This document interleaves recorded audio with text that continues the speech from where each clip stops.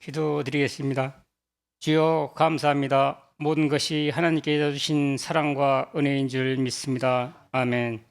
저희를 창조하시고 새롭게 하시며 소명을 주시는 하나님 아버지, 하나님의 깊은 하나님의 사랑과 은총으로 인하여 감사와 영광을 올려드립니다. 저희가 주님의 모습대로 지어졌으므로 그 능력에 따라 완전케 하시고 죄에서 자유케 하는 그리스도의 능력 안에서 새로운 피조물이 되게 하시며 성령의 인도하심을 따라 날마다 사명 감당하는 저희들이 되게 하시옵소서.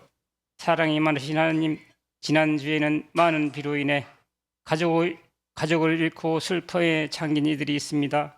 또한 많은 이재민이 발생하여 슬픔에 잠긴 이들을 의료하여 주시고 이재민들에게 하루속히 집으로 돌아갈 수 있는 가정으로 들어갈 수 있도록 은혜 베풀어 주시옵소서.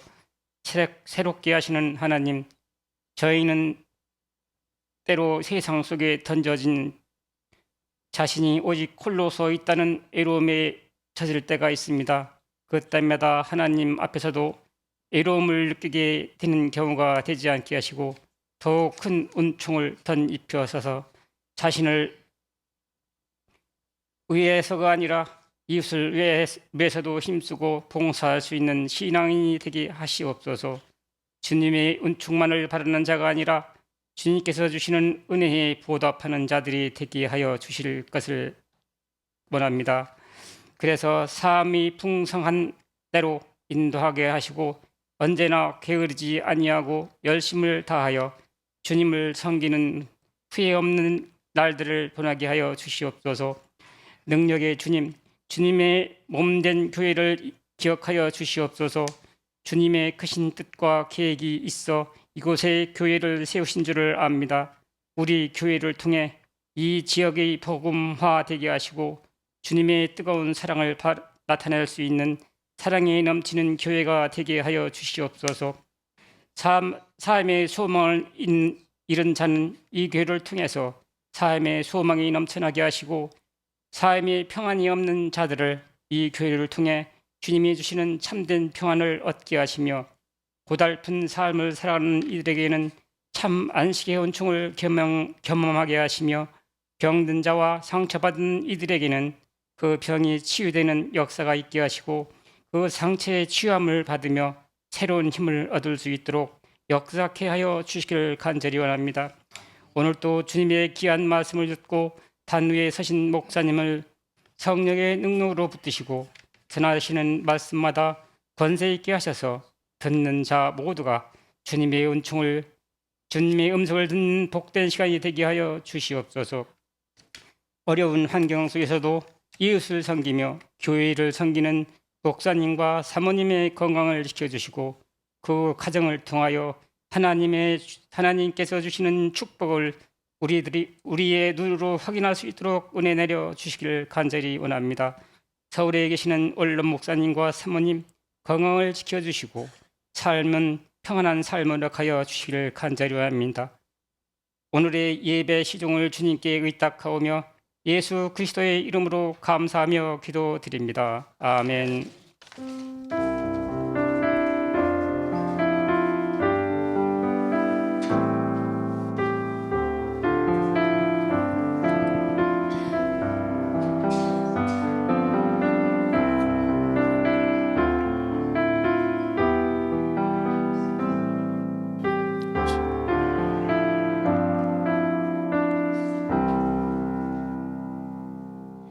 오늘 우리 함께 읽을 기록된 하나님 말씀, 신약의 말씀 에베소서 제1장 1에서 14절까지의 말씀입니다. 하나님의 뜻으로 말미암아 그리스도 예수의 사도 된 바울은 에베소에 있는 성도들과 그리스도 예수 안에 있는 신실한 자들에게 편지하노니 하나님 우리 아버지와 주 예수 그리스도로부터 은혜와 평강이 너희에게 있을지어다. 찬송하리로다. 하나님 곧 우리 주 예수 그리스도의 아버지께서 그리스도 안에서 하늘에 속한 모든 신령한 복을 우리에게 주시되 곧 장세전에 그리스도 안에서 우리를 택하사 우리로 사랑 안에서 그 앞에 거룩하고 흠이 없게 하시려고 그 기쁘신 뜻대로 우리를 예정하사 예수 그리스도로 말미암아 자기의 아들들이 되게 하셨으니 이는 그가 사랑하시는 자 안에서 우리에게 거저 주시는 바 그의 은혜의 영광을 찬송하게 하려는 것이라.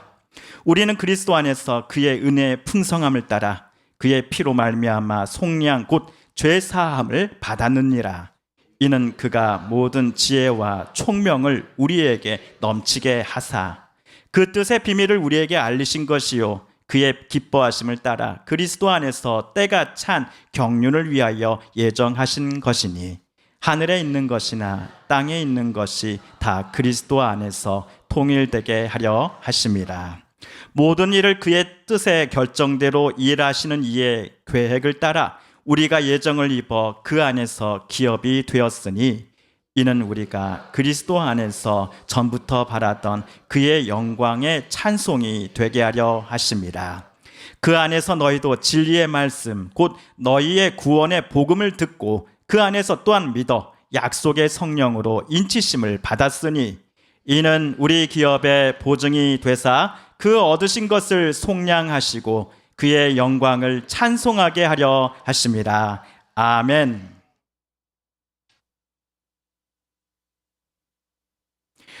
오늘 주일부터 8월 25일 주일까지 총 7주 동안 우리는 에베소서를 묵상하려고 합니다.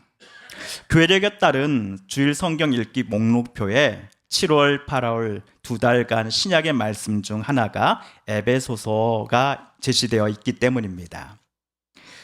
에베소서를 어떤 이는 바울 사상의 왕관이다. 또 다른 일은 바울 사상의 진수다라고 칭하였습니다. 최근에는 에베소서가 교회론의 교과서다라고 부르는 학자들이 많아졌습니다.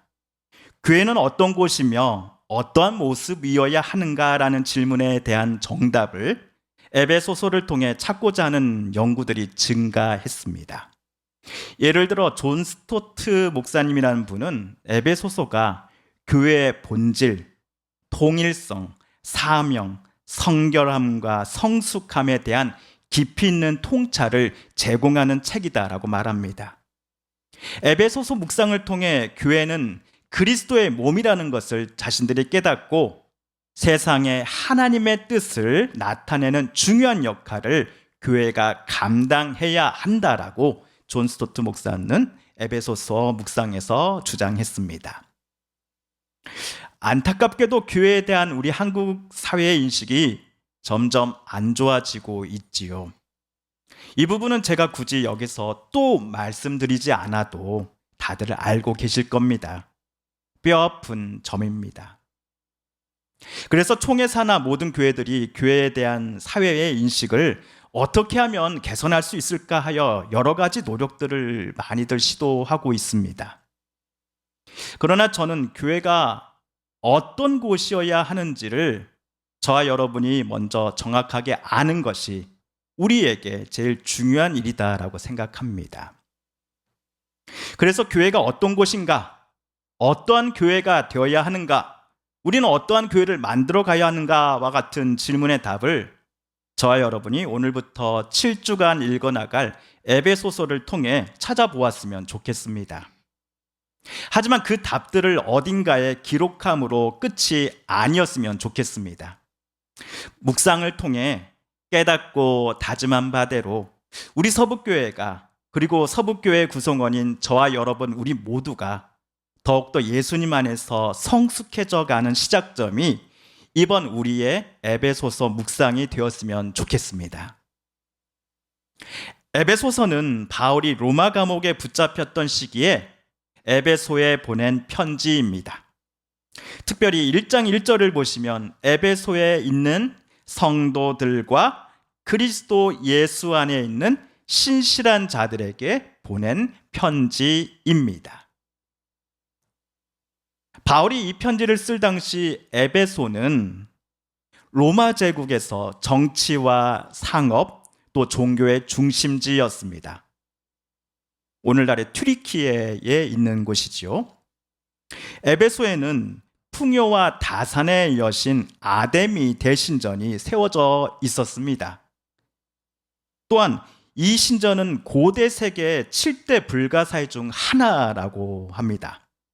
그런데 지금은 기둥 하나만 남겨 있습니다. 또한 에베소에 가보시면 2만 5천 명 이상 수용할 수 있는 거대한 원형극장이 있었으며 근처에는 경기장도 있었습니다. 아데미 신전을 찾는 수많은 종교 순례객들과 원형극장 그리고 이 경기장을 보고자 찾아온 세계 각국의 일반 관광객들로 인해 에베소는 바울 당시에도 상업적으로 큰 수입을 올리고 있었던 도시였습니다. 그런데 에베소에 살면서 풍요와 다산의 여신인 이 아데미가 아니라 나사렛 출신이요 목수의 아들이라고 알려졌던 예수님을 하나님의 아들로 그리고 그리스도와 주님으로 고백하며 살아가기 시작한 이들이 있었으니 그들이 바로 에베소 교회의 성도들이었던 것입니다. 에베소서 4장 14절 보시면 바울은 에베소 교인들에게 인간의 속임수나 간교한 술수에 빠져서 온갖 교훈의 풍조에 흔들리거나 이리저리 밀려다니지 말아야 합니다라고 부탁했습니다.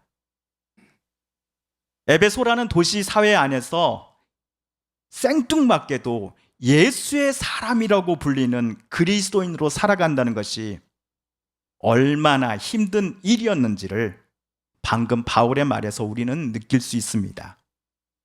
우리 성도님들 중에서도 각 가정에서 외롭게 신앙생활을 하셨던 분들이시라면 에베소 교인들이 그리스도인으로서 살아가면서 얼마나 힘들고 수없이 낙심했으며 얼마나 또 괴로웠을지를 누구보다도 잘 알고 동감해 주시지 않을까 싶습니다.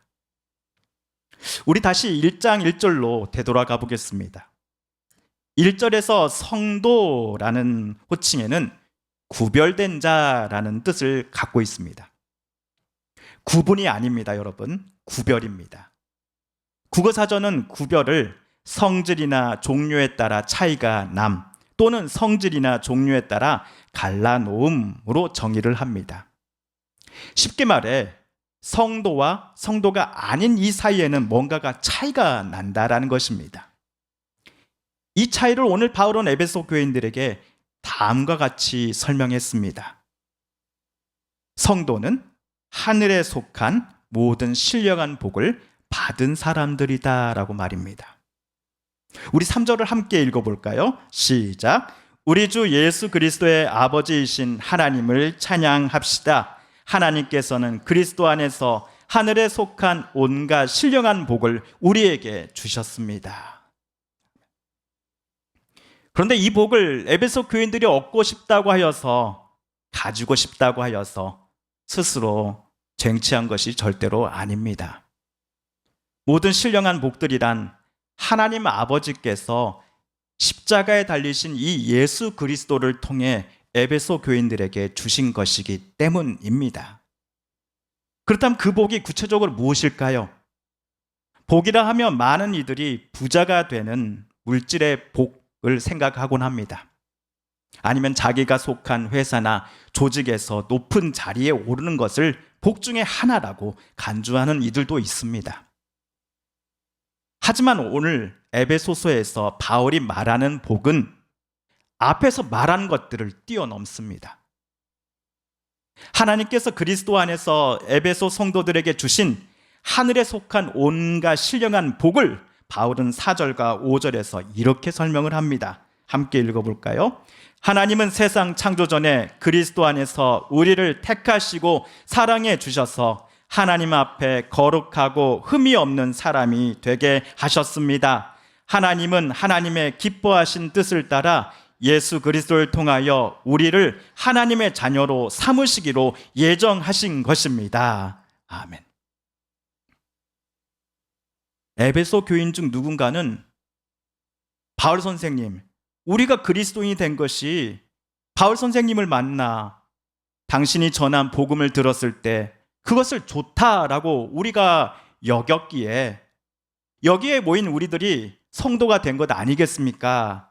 라고 말하는 이가 있었을지 모릅니다. 그러나 이러한 생각에 대해 바울은 아니요 라고 대답합니다.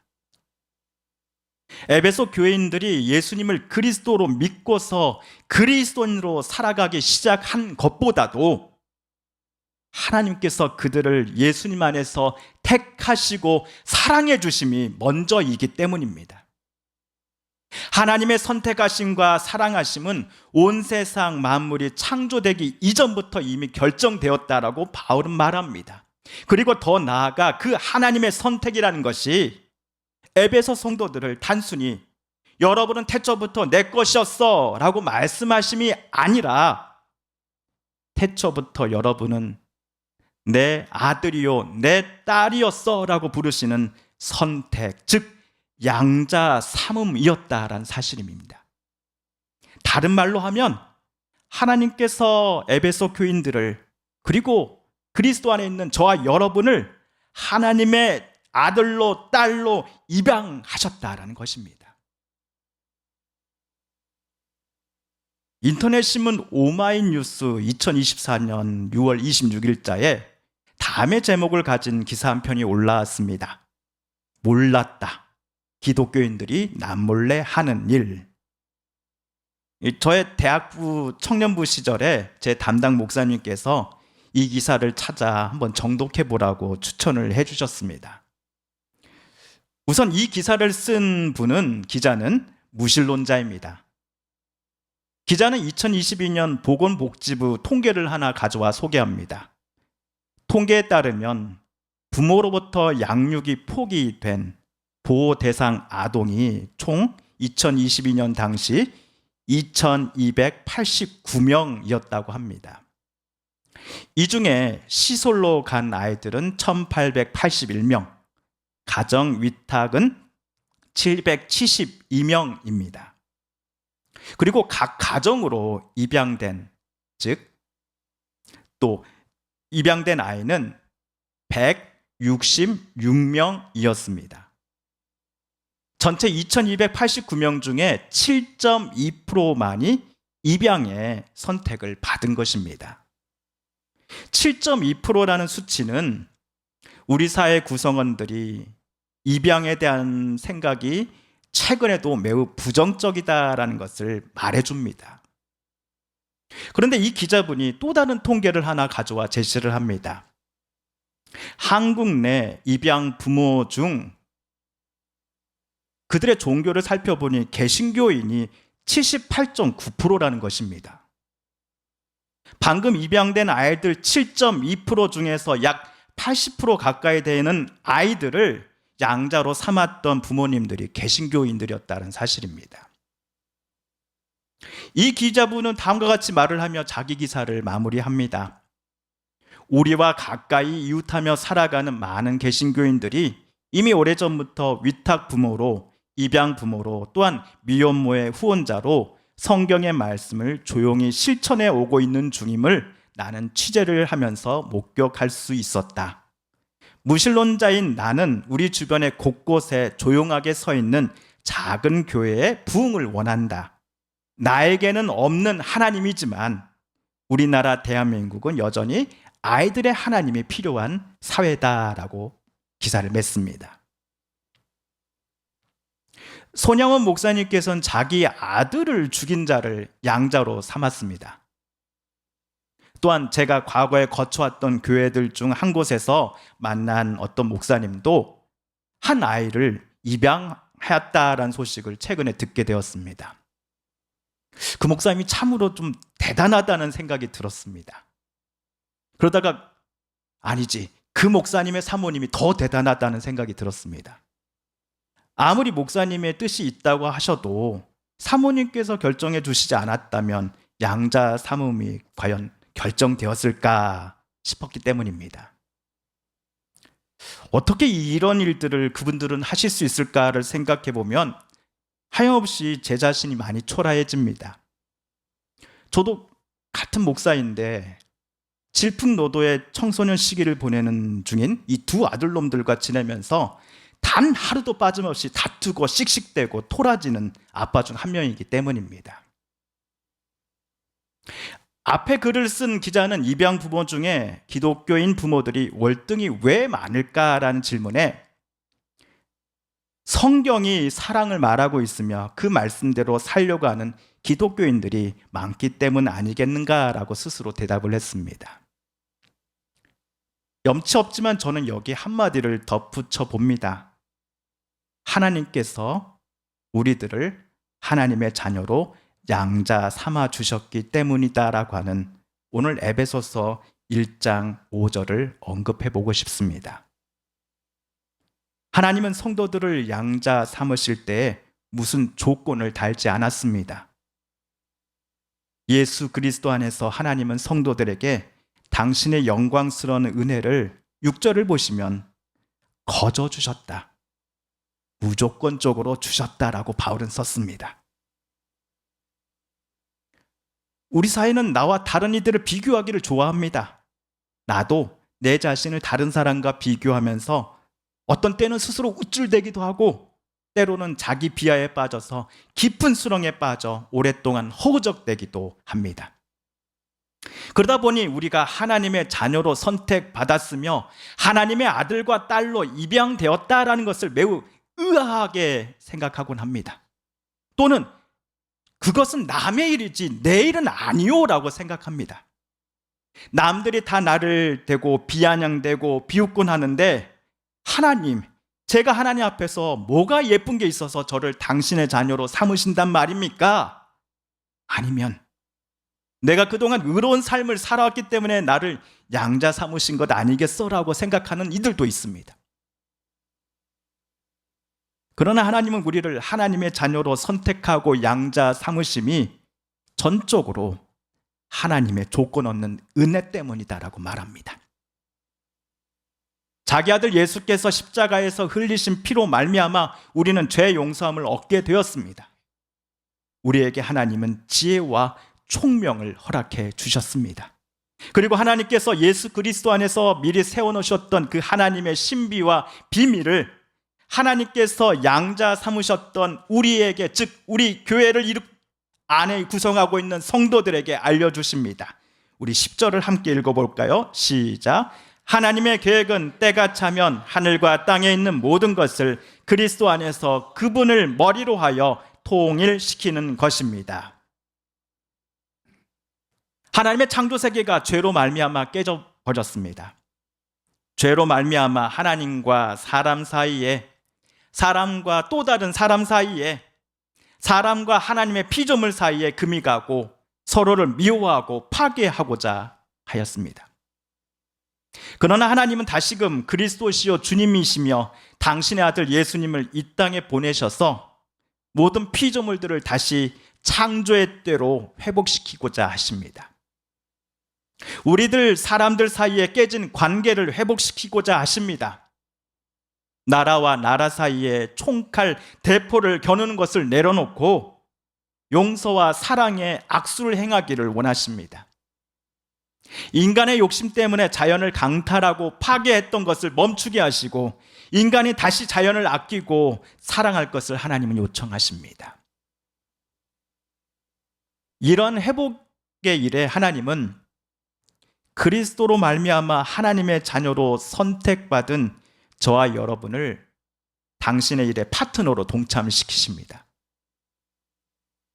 세상의 물질, 권력, 명예가 아니라 그리스도께 소망을 두겠다라고 결심한 저와 여러분으로 하여금 하나님 아버지는 하나님의 영광을 찬미하는 사람으로서 우리가 주님 다시 오실 때까지 살아갈 것을 요청하고 계십니다. 그러나 성도들을 향한 하나님의 위와 같은 요청과 명령은 우리 스스로의 힘으로는 절대로 이룰 수 없는 것들입니다. 한번 생각해 보십시오. 우리가 아무리 성도로 살아간다 하지만 우리 자신이 죄에 자주 넘어지고 연약한 사람인지를 누구보다도 우리가 잘 알고 있지 않습니까? 또한 아데미 여신 숭배 때문에 영적으로나 육적으로 타락했던 에베소 사회에 비교해 보면 지금 2024년 저와 여러분이 살아가는 시대도 만만치 않게 어두운 것이 사실이기 때문입니다. 유튜브 영상만 하더라도 더 자극적인 영상, 즉 우리의 말초신경을 더욱더 자극할 수 있는 것들이어야만 조회수가 올라갑니다. 조회수가 올라간다는 것은 그만큼 영상 제작자들에게 들어가는 수입이 더 늘어난다는 것을 뜻합니다. 이런 때 하나님 아버지는 우리에게 허락하신 성령 하나님을 저와 여러분이 더욱더 의지하라고 말씀하십니다. 하나님은 우리들의 마음에 성령으로 날인해 주셨습니다. 성령으로 도장 찍어 주셨다는 겁니다. 성령 하나님은 저와 여러분이 하나님께서 그리스도 안에서 태초부터 선택하시고 양자 삼으신 하나님의 자녀이다라고 하는 그 사실을 늘 깨우쳐 주실 것입니다. 우리가 하나님께로부터 선택받았다라고 하는 이 담보물과 같은 존재가 바로 성령 하나님이십니다. 하나님의 영광을 늘 찬미하며 살아가도록 성령 하나님은 저와 여러분을 도와주실 것입니다. 하나님의 뜻이 늘 무엇인지를 늘 밝히 드러내 주시고 우리에게 하나님의 자녀로서 살아갈 용기와 힘을 성령 하나님께서는 오늘도 내일도 허락해 주실 것입니다. 성도 여러분, 오늘은 에베소서 묵상 첫 번째 시간이었습니다.